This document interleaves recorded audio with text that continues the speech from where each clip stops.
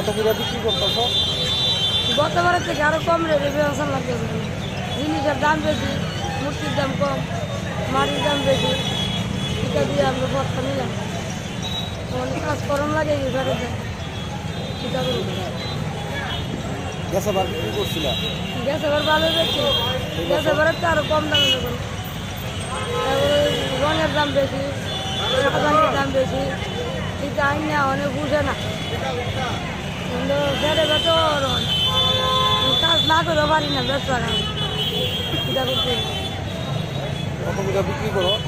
ওই তো 300, 500, 400, একটা মূর্তি 800 এই মূর্তি বেতন লাগে 500, 300 হইল। বেচা বিক্রি কীরকম? এবার মোটামুটি বেশি একটা হবে না। কত করে বিক্রি করতেছো? মনে করেন বেশি না বলতে গতবার তুলনায় এবার অনেক কম। গতবার যদি মনে করেন একটা মূর্তি বেশি 200 টাকা, এবার মূর্তি আসলে বেস্ট হয়েছে 100 টাকা। তো মার্কেট অনেক খারাপ। আজকে কত করে বেচতেছো? হ্যাঁ, আজকে কত করে বিক্রি?